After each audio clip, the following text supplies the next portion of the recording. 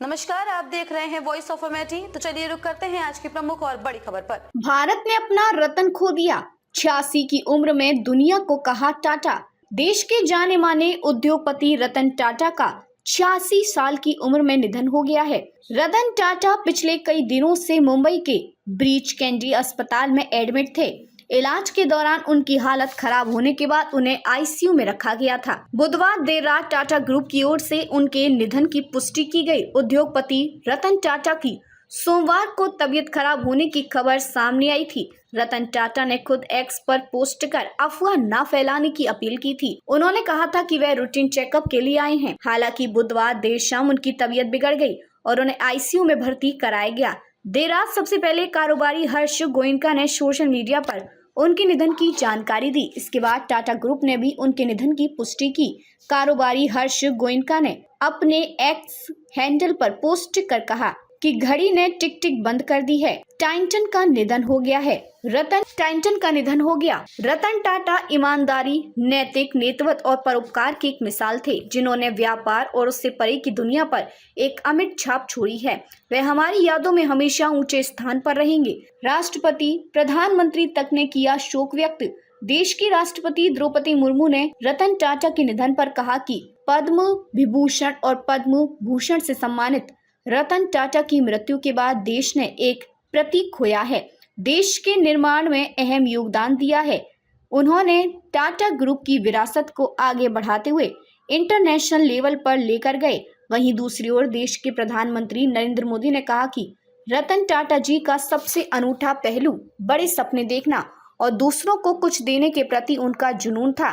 फैली थी अफवाह। इससे पहले रतन टाटा के ब्लड प्रेशर कम होने की खबर सोमवार तड़के मुंबई के ब्रीच कैंडी अस्पताल में भर्ती कराया गया था।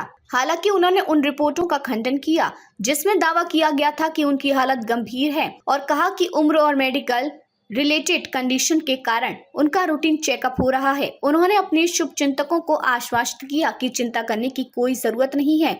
उन्होंने अपने एक्स हैंडल पर पोस्ट कर कहा कि मैं अपनी हेल्थ के संबंध में चल रही हालिया अफवाहों से अवगत हूँ। जहां हम लोग आज नेताजी को याद कर रहे हैं, वहीं दूसरी दुखद खबर भी मिली है कि देश के बड़े कारोबारी उद्योगपति रतन टाटा जी भी हमारे बीच नहीं रहे हैं।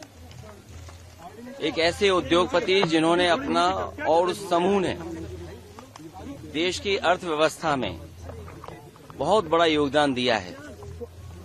आजादी से पहले और आजादी के बाद से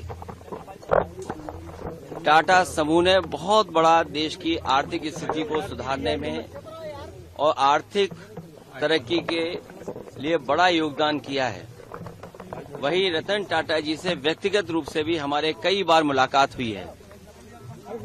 उनकी सोच और उनका विजन यही रहा है कि कारोबार करते समय असूलों के साथ कोई समझौता नहीं। उसूलों से कारोबार करने के लिए और अपने लाभ का समाज के कल्याण के लिए जिस तरीके से उन्होंने लाभ का पैसा लगाया है और लोगों का, आम लोगों का कल्याण कैसे हो, उस दिशा में एक उदाहरण पेश किया। ऐसे उद्योगपति को भी हम लोग याद करते हैं, रतन टाटा जी को। वहीं नेताजी इसी धरती से लड़ करके, इसी धरती से संघर्ष करके, नेताजी इसी धरती पर चोट खा करके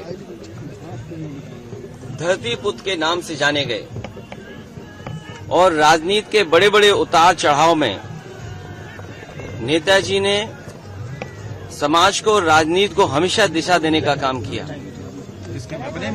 जो समाज में आर्थिक, सामाजिक, राजनीतिक चेतना थी, उसको जगाने के लिए और देश को समाजवादी विचारधारा से जोड़ करके चलने के लिए उन्होंने जो रास्ता दिखाया है, उसी रास्ते पर हम समाजवादी लोग आज चल रहे हैं। और आज के दिन जब नेताजी को हम लोग याद कर रहे हैं तो संकल्प लेते हैं कि समाजवादी मूल्यों को और समाजवादी सिद्धांतों को और बढ़ा करके लोगों के जीवन में कैसे बदलाव आए।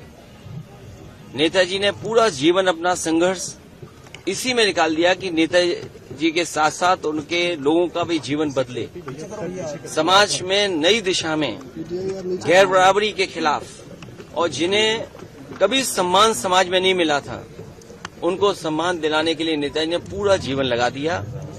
वही हमारे अस्तित्व भी है और उन्हीं के रास्ते पे चल करके इस समाजवादी सिद्धांत को और मजबूत बनाने का काम हम लोग करेंगे। जी, जिस तरह से विधानसभा उपचुनाव है, 10 सीटों पर समाजवादी पार्टी ने 5 प्रत्याशी आज कांग्रेस का गठबंधन कहाँ देख रहे हैं? आज समय नहीं है उस पर चर्चा करने का, लेकिन इंडिया गठबंधन समाजवादी पार्टी और कांग्रेस का गठबंधन रहेगा।